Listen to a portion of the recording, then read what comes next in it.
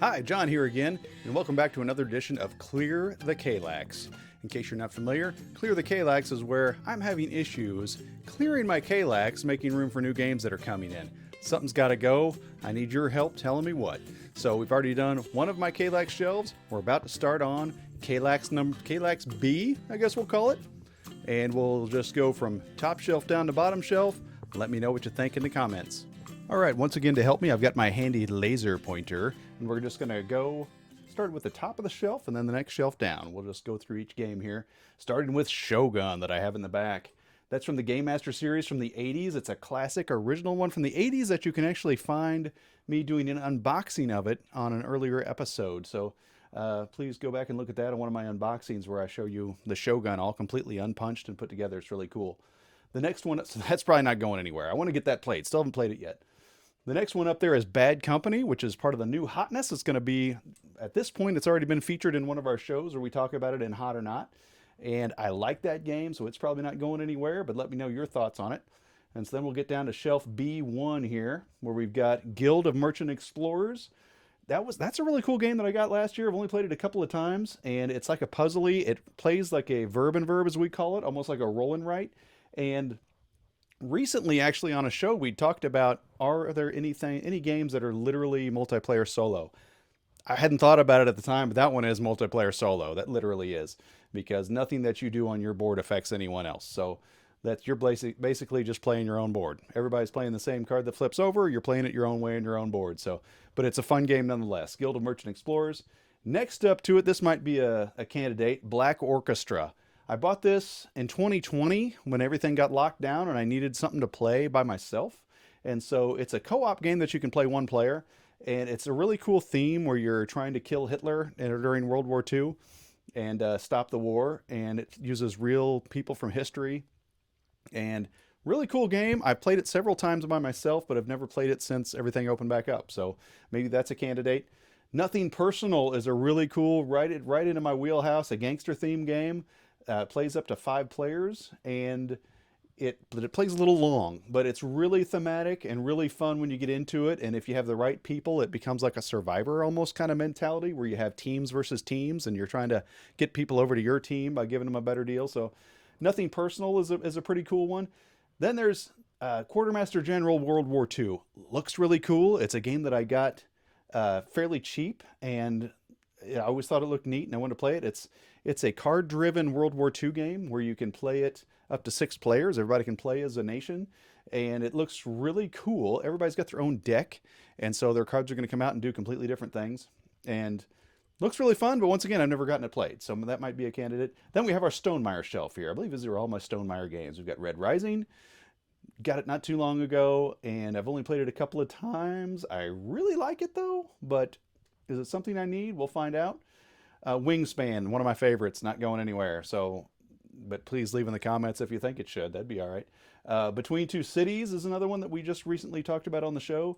Awesome at higher player counts. I like that game.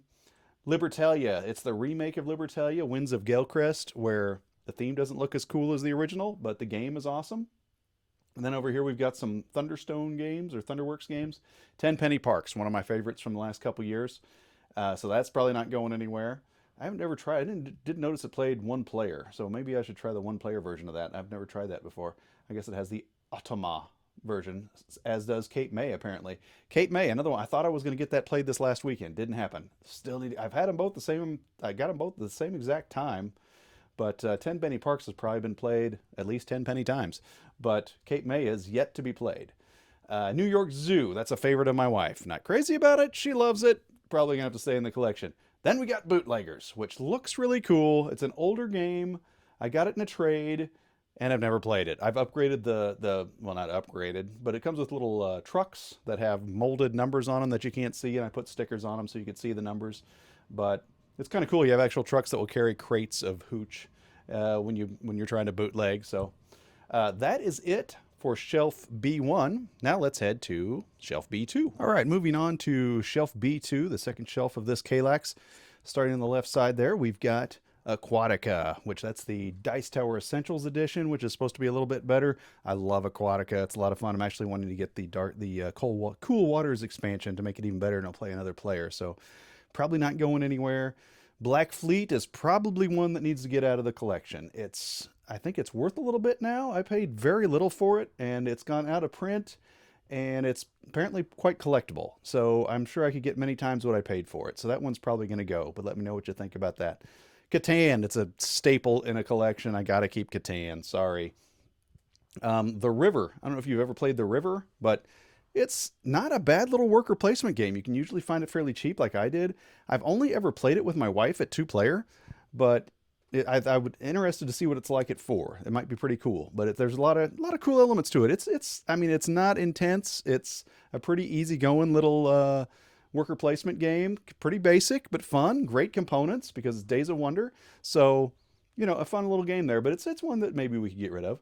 Small World is a game that I love, but it never gets played because it's just been around a while, and it's hard to get it broken out and have people play it. I think the last few times I've played has actually been 2-player, which is weird because it's a game that you would think you'd want to play with more players than that. But once again, it's a fun game though. It's a really cool game.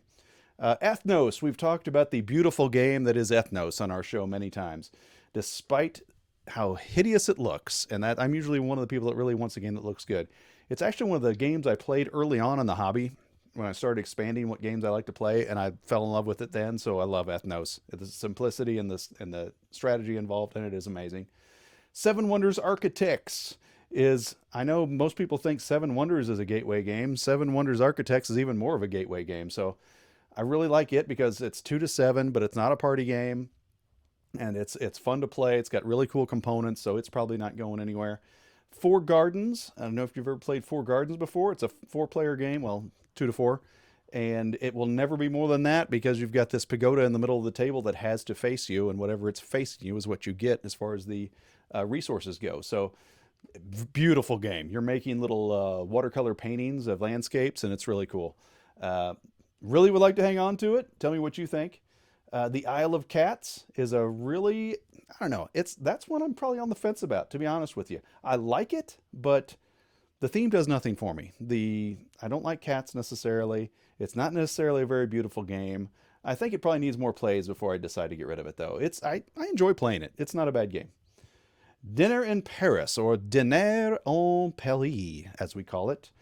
That's a fun game. It's got really cool components. You got these really big restaurants that you're building on a square in Paris, and it's a little meaty. It's kind of a cool little Euro game. And I just haven't played it much, but tell me what you think of that. Is that one I should keep or get rid of?